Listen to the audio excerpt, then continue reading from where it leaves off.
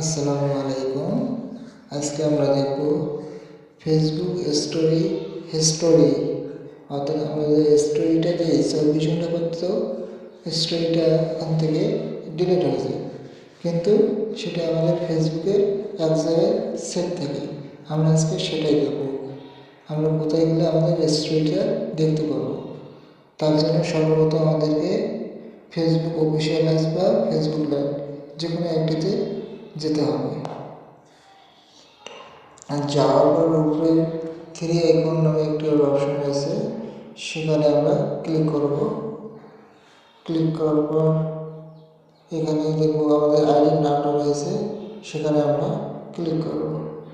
Click করার পর নিচে আসবো, নিচে দেখব তিনটা ডট ডট দেওয়া আছে, সেখানে আমরা ক্লিক করব।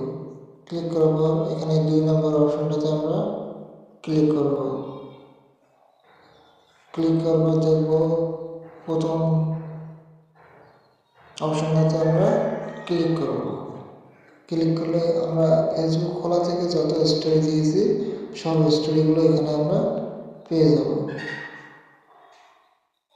আমরা যত স্টোরি দিয়েছি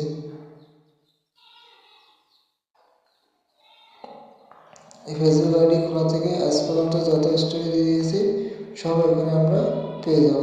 ধন্যবাদ। ভিডিওটি ভালো লাগলে আমার পাশে থাকবেন সবসময় নতুন নতুন ভিডিও পেতে। ধন্যবাদ।